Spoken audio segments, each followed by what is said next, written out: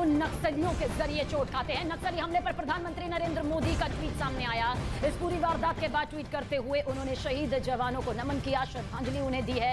नक्सली हमला, बड़ा नक्सली हमला होता है। गोलियों की आवाज भी आप सुन रहे हैं। आईडी ब्लास्ट किस तरह से यहां पर किया जाता है। प्रधानमंत्री नरेंद्र मोदी ने अपनी जो श्रद्धांजलि दी है शहीद जवानों को लेकर, कुछ देर पहले ये ट्वीट यहां पर सामने आया। आम से लेकर खास हर कोई इस वक्त इसी खबर को देख रहा है क्योंकि हमने अपने 11 जवानों को खोया है। श्रद्धांजलि यहां पर उन जवानों को दी जा रही है जो अपनी जिम्मेदारी निभा रहे थे, जो जानते थे कि एक एक नक्सलीवाद का, एक एक नक्सल का खात्मा कितना ज्यादा जरूरी है, लेकिन उसी जिम्मेदारी को निभाते हुए हमारे 11 जवान शहीद हो जाते हैं। छत्तीसगढ़ के दंतेवाड़ा के अरनपुर में जानकारी हाथ लगने के बाद फौरन जाते हैं और प्रधानमंत्री नरेंद्र मोदी का यह ट्वीट भी यहां पर सामने आया। देखिए, उन्होंने इस घटना के बाद शहीद जवानों को श्रद्धांजलि दी है और साथ ही ये भी लिखा है कि उनका जो बलिदान है, शहीदों का बलिदान हमेशा याद रहेगा और उनके परिवारों के प्रति संवेदना भी जाहिर की है। दंतेवाड़ा में जो ये अटैक हुआ है, नक्सली हमला हुआ, उस पर प्रधानमंत्री की तरफ से ट्वीट भी सामने आ गया है जो इस वक्त हम आपको टेलीविजन स्क्रीन पर दिखा रहे हैं।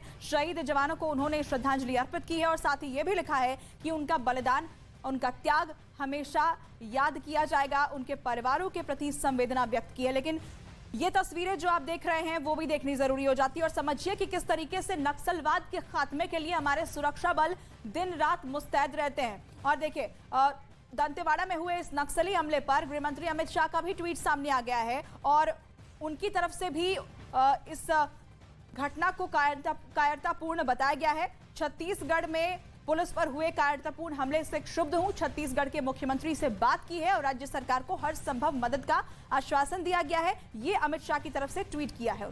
शहीद जवानों के शोक संतप्त परिजनों के प्रति मेरी संवेदनाएं। गृहमंत्री अमित शाह ने जैसे ही इस बात की जानकारी उनके हाथ में लगी कि बड़ी नक्सली वारदात को अंजाम छत्तीसगढ़ के दंतेवाड़ा में दिया गया है, फौरन राज्य सरकार के साथ संपर्क किया गया। राज्य के सीएम भूपेश बघेल के साथ उनकी बातचीत यहां पर हुई है। अब समझिए, अब जब वो 11 पार्थिव शरीर आंखों के सामने आएंगे, जिन्होंने वो भारत मां के लाल, जिन्हें अपने ही लोगों के हाथों यहां पर, लाल आतंक के हाथों यहां पर शहादत हासिल हुई है, बेहद मार्मिक वो तस्वीर होती है। शब्द विहीन आप हो जाते हैं, आंखें नम हो जाती है, गला भर आता है, क्योंकि हर वक्त 24 घंटे तैनात ये वो जवान हैं जो जानते हैं कि कभी भी मौत दस्तक दे सकती है। बेहद बेहद दिल को जख्मी करने वाली, चलनी करने वाली। हालांकि शहादत पर गर्व भी होता है पूजा, क्योंकि ये वो तस्वीर यहां पर सामने आती है जो बताती है कि हम अगर चैन की सांस लेते हैं, अगर आसपास यहां पर सुकून भरी जिंदगी होती है, तो जाहिर सी बात है इनकी वजह से जो इस वक्त शहादत हासिल कर जाते हैं। देखिए, एक्सक्लूसिव तस्वीर हम आपको दिखा रहे हैं छत्तीसगढ़ के दंतेवाड़ा की उस लोकेशन से। आप ये तस्वीर देख रहे हैं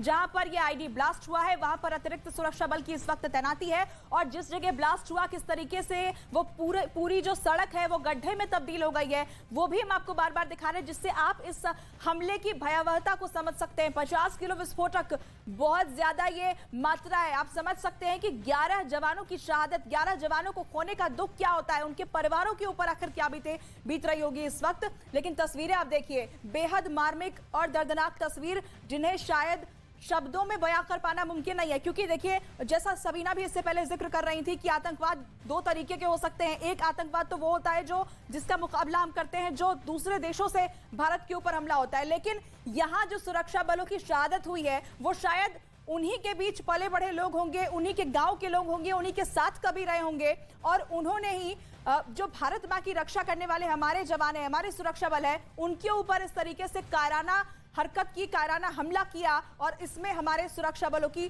शहादत हो गई। तस्वीरें आप लगातार देख रहे हैं छत्तीसगढ़ के दंतेवाड़ा की बिल्कुल उसी लोकेशन से हम आपको तस्वीर दिखा रहे हैं जहां पर पूरी प्लानिंग के साथ आईडी प्लांट की गई और इस नक्सली हमले को अंजाम दिया गया। तस्वीरें काफी कुछ बयां कर रही है, कई सवाल अपने पीछे छोड़ गई हैं, लेकिन बहुत मार्मिक ये दृश्य है जिसे शब्दों में पिरो पाना, बांध पाना मुमकिन नहीं है। ये पिकअप वैन, जिस पिकअप वैन से हमारे सुरक्षा बल लौट रहे थे, ये उनका पार्थिव शरीर, कैसे इन्हें शब्दों में पिरोए सबीना, मुश्किल है, ये बहुत मुश्किल होता है। जैसा कि आपने कहा, बेहद मार्मिक ये तस्वीर यहां पर हो जाती है। और छत्तीसगढ़ का दंतेवाड़ा, भले ही हम इसे नक्सली वारदात के लिए जानते हैं, और ये जो बड़ा नक्सली वारदात यहां पर हुआ है जिसमें 11 जवानों को खोया है, आज पूरे देश की नजरें इस पर टिकी हुई है। लेकिन ये वही दंतेवाड़ा है जहां पर मां सती का अंग गिरा था, जहां पर शक्तिपीठ की स्थापना की गई थी, जहां के हर जवान की जुबान से मां दंतेश्वरी का जयकारा निकलता है। और देखिए किस तरह से नक्सली वारदात के बाद इसी जयकारे को खामोश करने की नापाक कोशिश की गई और इस नापाक कोशिश के पीछे